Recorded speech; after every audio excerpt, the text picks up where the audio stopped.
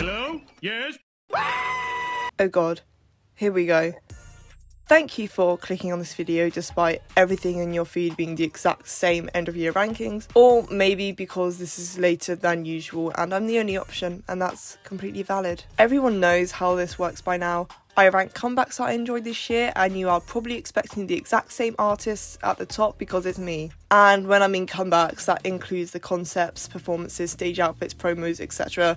Not the album, as much as I'm saving that for another video. All the disclaimers are applicable. This is my opinion and my opinion only. My opinion is probably most likely different to yours, and it's fine if you disagree with this list. I mean, I can at least say that 2022 demolished 2021 when it came to music, so that might already rattle some bones, but here we go.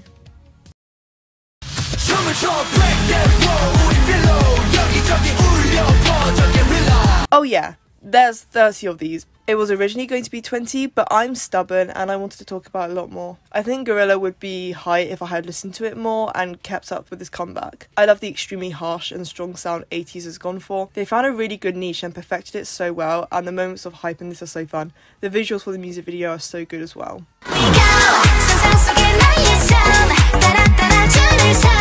This came out of nowhere and hit me in the face full of sunshine and ice pops, and I was happily surprised. I like hearing a little bit of funky noise in the song. That mixed with a full production, earwormy melodies, and a summer-filled music video made this comeback such a joy. Yeah, I'm tomboy. This is a 10 out of 10 song. I'm obsessed with the music video. Harmony and Ciipher deliver their lines, the pop-punk inspired concepts. This is a recipe for perfection. It is then brought down to an 8 out of 10 song because of that rap and how short it is, but that doesn't still take away from how amazing Tomboy is. What you looking at? What you looking at? What you looking at? What you looking at? I wasn't really expecting this to be on my end of year list. When I first heard the song, I was whelmed, to say the least. Sometimes simplicity is the way to go, and whilst I'm not the biggest fan of this visually with the outfits and music video and just overall concept, the simplicity works so well with the whole theme of the song. The repetitive bums throughout, the calm and confident what you're looking at, and the fact that the girls' vocals carry the song more than the instrumental is such a great first showing for them. This is just pure joy and happiness, and I love having a serotonin boost that is purely music. This chorus has some kind of hard drugs in it, as I have to sing it every time. It's just such a joyful song, and that's all really.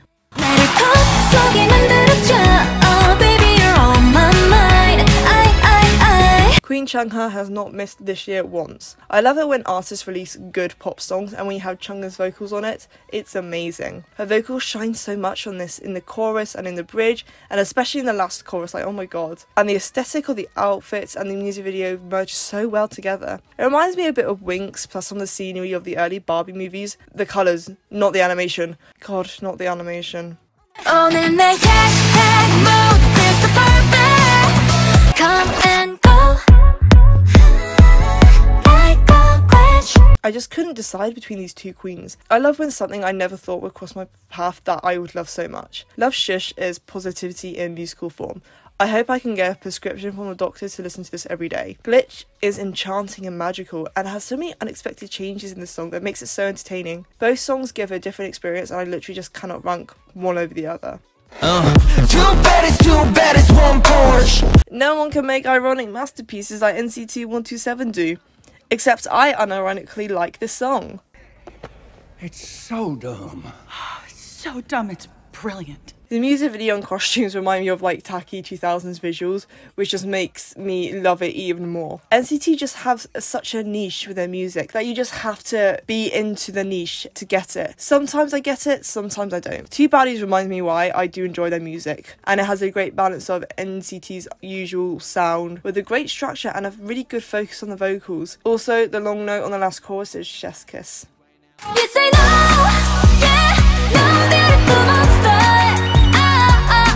We are all already getting to the point on this list where I wish these comebacks were in the top 10, as I just am getting to love them so much. This is just a testament to how good this year was. I wish Stacey got more love this year, as it seems many people have thrown them out due to all the new girl groups this year, which is frustrating. Many people see girl groups as disposable and replaceable, unlike boy groups, and that's something I really want to discuss in another video soon. There's a pin in that. This year can be known as the year that the full chorus came back, because I have missed belting out lyrics during a chorus instead of being a drop, and this is how you do it beautifully. The whimsical fairy tale video is stunning, and I love the musicality of Beautiful Monster. Stacey have never once missed for me. I wish we could talk about this in better circumstances, and I hope this won't be the last comeback and the girls can come back together to make music again, being fairly treated and paid what they deserve, and being paid what they deserved. But I'm honestly, unfortunately, doubting that might happen, as a group anyway. Flip That was just a staple of summer for me, and the warm colours and natural setting of the music video just added to the atmosphere. Coming off Queendom, it was so hopeful, and it felt like Luna has returned to their form again with their symbolism and storytelling. Fuck BBC, and please boycott this next comeback to support the girls. When we pull up, you know it's a shutdown. These are part of the same comeback, so I'm grouping them together as individual songs. But I have different opinions about them. If you see my Blackpink ranking video, you know my rankings of Pink Venom and Shutdown. The comeback is one of their best in my opinion. A step up from the album, definitely, but I feel like in terms of Blackpink, what best means is a bit weird, if that makes sense. Whether it was worth the 2 years wait, I don't know yet, but I definitely understand why people were disappointed. What I will say is that this comeback for me felt the most complete, with the promos and concepts at least. And for some reason, just hang on with me, I don't know where this is coming from, I don't know if I'm starting weird, this is what I feel. I feel that Blackpink have finally moved out of Nuguism. Like, when I mean Nuguism, is like, you know when like a new group after 2 years, after a couple of things feels like established in like the musicality and like concepts and themes. Like Blackpink had some of them, but I feel like this is the first one where they feel like they have everything that's established, which is weird. And the fact that it took them like 6 years for me to feel like that, yeah, it's something. Pink Venom was a classic Blackpink structure with a little bit of a twist to change things up, while Shutdown is just showing the best of the best. I have enjoyed both songs this year, and this was a successful comeback to me.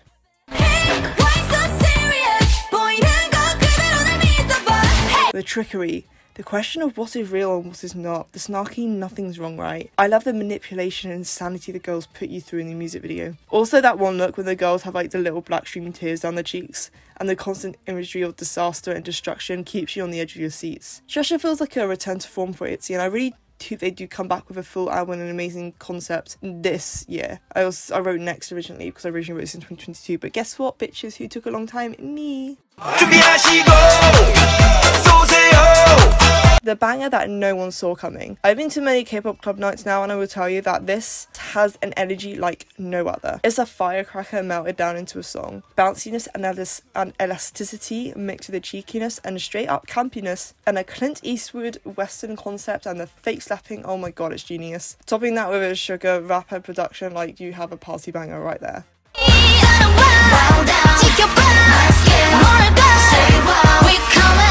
Whilst not on the same level of Savage, Girls continues Aespa's domination with their sci-fi cyberpunk fantasy style. Maybe it's just me, but I really enjoy this title track. The dramatics, the style, the intensity, the vocals, it sounds so fresh, but it's also distinctly Aespa to me. I have always loved the futuristic theming they've been assigned at birth to do, and this adds a dystopian flair with a takedown of the evil force.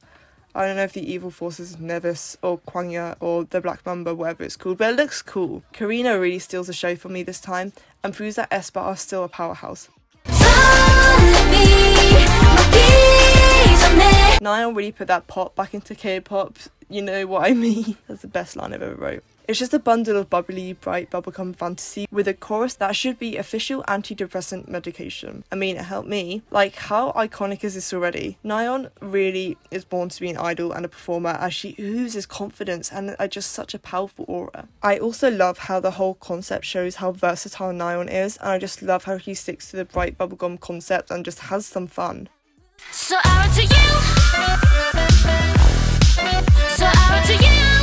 Run to You was the best friend that stood beside me ever since the start of 2022. The textures and colours of the concept were weirdly the biggest standout, with a mix of the metallic, sharp materials and fluffy clothing, both dipping into cool blues and baby pinks, which perfectly sums up Run to You, a cute love song with some sharp undertones in the song, music video and melodies. It's a perfect place where Stacey should be with the music. Aespa of course stands out to me, her voice is just so enchanting and distinct that just sucks me in straight away. I think my connection to this comeback just comes from this being the first comeback this year that I enjoyed and the one I've had most time with, so it makes sense how fond I am with it.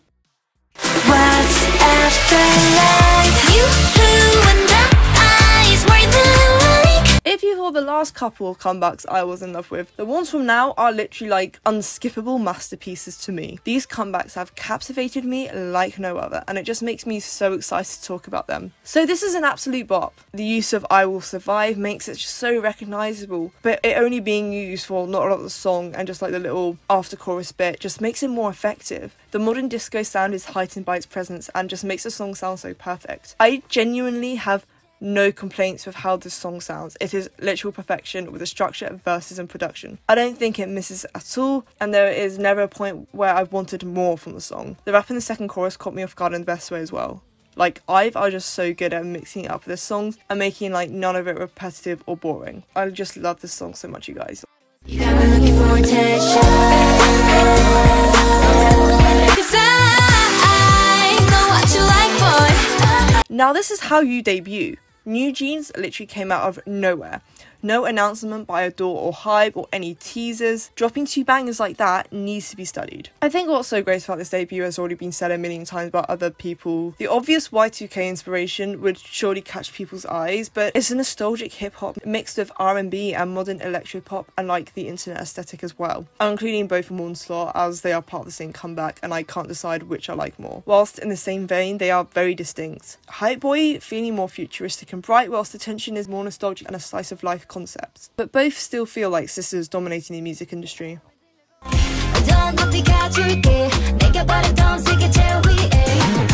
I swear to God, it's getting harder each time to talk about these because they're just getting so good. Anti-Fragile is phenomenal and I literally just cannot get enough of it. Whilst I like the song from the first listen, I became like more obsessed over the song mainly over December, and I was listening to it like non-stop and like learning the choreography as well. The reggaeton and Afro-Latin influence is fresh and unique, and the non-stop energy and elasticity never makes it boring. Like with the previous entry, this has been covered by other people on how amazing it is, and it's amazing how much girl groups dominated this year.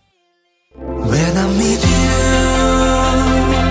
This is one of the most bittersweet releases on this list. I mean, what can I say? It's Kim Seok-jin and this song is just so precious. Astronaut feels like a warm hug of reassurance and just full of magic. Having the influence of Coldplay really highlights that warmth, as a lot of my favourite Coldplay songs have that just sense of joy, which is really felt in these soft chords and synths. The synergy and this connection between Coldplay and BTS have been such a joy to watch, with Coldplay being around for like 20 years now but still keeping that bond and love for their music in their group. Something Bangtan have mentioned that they just want to maintain throughout the rest of their career. This love is not just felt through My Universe but here as well, and it just feels extra personal. Jin's message towards ARMYs is so loving and mixed with his silver voice and warm presence. I feel more calm going into the next chapter of BTS, specifically with what Jin will be doing now.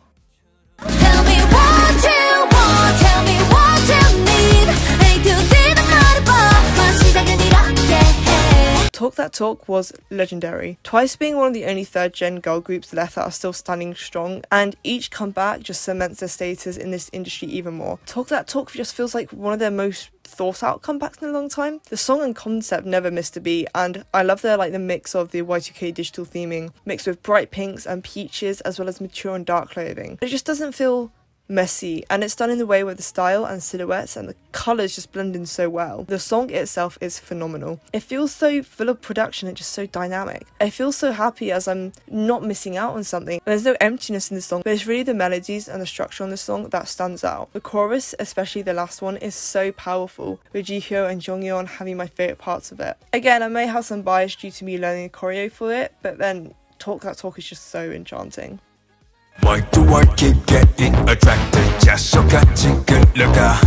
I cannot explain this reaction. 이거밖에 1, 4, 3. Coming out of 2021 and then into 2022, I was expecting a lot from Stray Kids. 2021 was a interesting year with some really great moments but a lot of rough patches. No Easy and Christmas Evil were great releases, but I definitely felt something was missing that I had adored from their releases in 2020. No Easy is still amazing and I adored Christmas Evil, especially listening to it over like the recent Christmas holidays, but I cannot deny that I just wanted something a little bit more. 2022 blew my expectations out of the water, and this is one of the best years for Stray Kids music just ever. Case 143 being one of those. I love how the first time Stray Kids tackles a love song, they treat being in love like a heart attack and the end of the world. I love this take on being naive and falling in love for the first time. The fear installed in "Why do I keep getting attracted" is so catchy and hilarious. I am just in love with this song so much. Stray Kids just keeps taking the absurd side of K-pop and like running with it, knowing not to take it too seriously, and just create absolutely magic every time.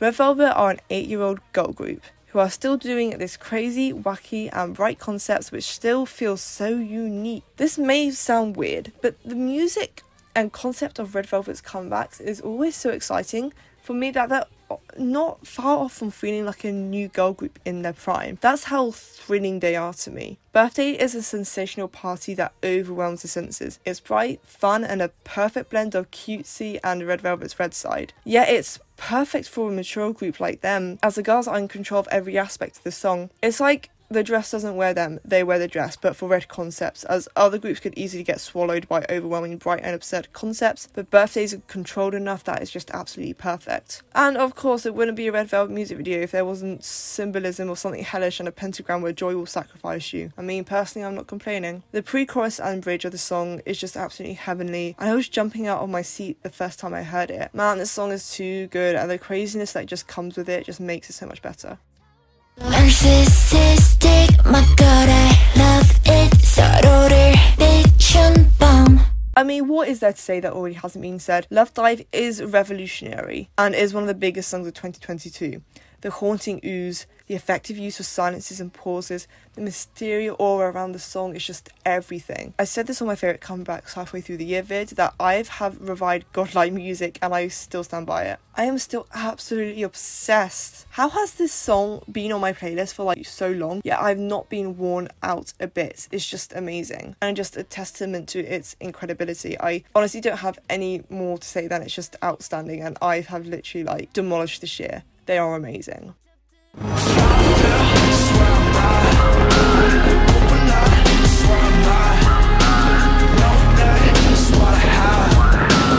Seeing Namjoon stand in a field of purple flowers with a fiery sunset in the background, wearing pure and soft clothing flowing in the wind. I need it in the Louvre now. The imagery here is perfect, but so is this whole comeback and the Indigo album. Jo Eugene's voice on this is magical, but also holds some pain to it. It's like a burst of emotional freedom, of love and pain conveyed in this song, and her energy and voice is just so perfect to portray that. Namjoon never fails to amaze me, especially with just his vocal performance and his rap and just all of it mixing together, but that's just no surprise there. You can see his mind and creativity all over this release, and all the concepts, sound, structure, writing, imagery, just that whole package is so good. What can't this man do?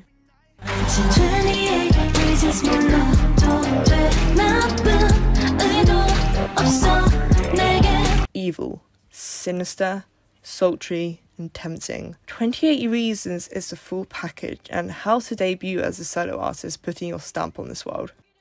I love how this really follows the dark theme set up from Monster and the hints set up at the end of the Feel My Rhythm music video. I cannot praise this comeback enough. This silent and controlled but sneaky choreography mixed with themes of the uncanny and an old creepy Victorian painting. Sugi in 28 Reasons feels like a ghost story, a warning of a woman you should never mess with, a tale of superstitions and creatures that keep you up in the night. Sugi's sly and cat-like attitude is perfect for this comeback, and 28 Reasons is a great balance of quiet and cool tones and loud outbursts of energy. Sugi is in complete control of this world you stepped into, and you should be terrified.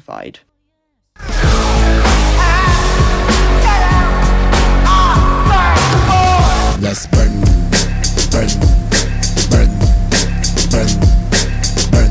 What words can even explain this masterpiece? My life was fighting the day this came out because what the fuck? In a good way, honestly. I love the rock influence of More. Rock mixed with hip hop is just like one of my favourite genre blends ever, and More is beautiful burst of insanity. The drum beats are the biggest standout on the track as they just carry the beat of the song so well, and the flow of Hobie's rap, and it's just so satisfying to the ear. Arson is the masterclass in Hobie's vocal abilities and his variety of performances in which he uses it. Arson is so unique as the structure feels uncanny and the song just keeps continuing without pausing, representing the racing thoughts and overwhelming sensations Hobie describes in the song. More and Arson just shows how Hobie is the jack of all trades. He can attack any performance of style or song or sound and it will be perfect. He understands his abilities in all aspects of being an artist so well, and I can't wait to go into Jack in the Box in full sometime soon.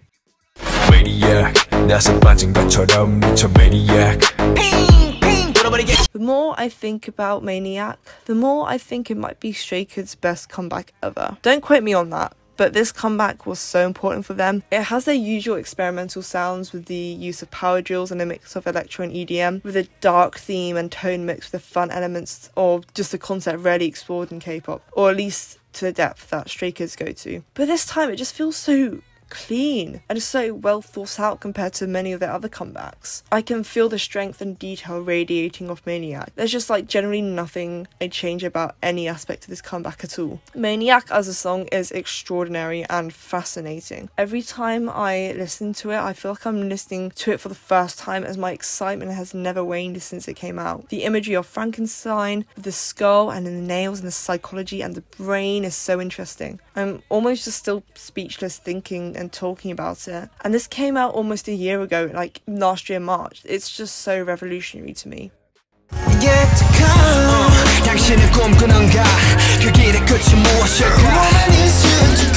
Now this is bittersweet. I'm still not over this comeback period as it beat me into the ground many times and picked up my weak, fragile body and gave me the most warm, loving hug. And that's not even counting the Vesta video, you know what I mean? I'm still crying from that. Yet to Come reminds me of Life Goes On, being that it's not the most groundbreaking song in existence, because that's not its purpose. Its purpose was supposed to be the message to the fans and to be supportive for the coming future. I've never felt more comfortable and more celebratory than listening to Yet to Come. It really does give me hope for the future, and having that kind of connection to a song already without it being groundbreaking, I feel like already speaks volumes. It's just so good in conveying that emotion. The music video being simple and bright, but making references to past music videos and scenes just make me so happy, as BTS have acknowledged how much they've grown, but know how they are just still the same people from all these comebacks and music videos. And Yet to Come and Proof is evidence of all of that.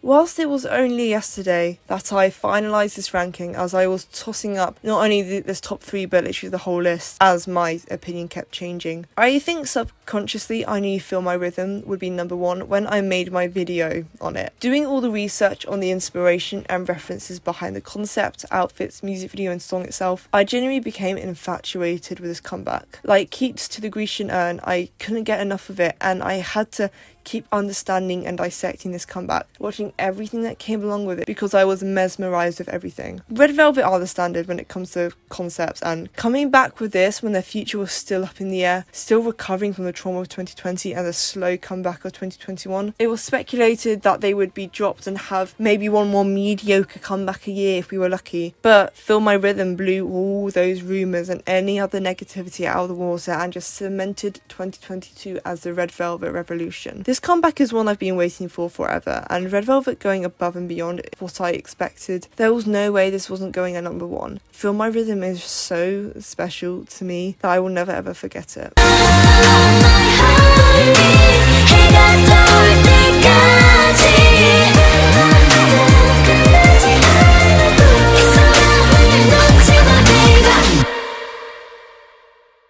Fucking hell, that was long. Hope you got some energy left, because in the next 2 videos, the first one I'll be talking about my favourite albums of the year and then my favourite songs, and my god, there was so much. It's actually generally painful ranking these because I feel like I'm not doing any of them justice, but yeah, be excited for that and subscribe if you want to see any of these, and I'll see you soon.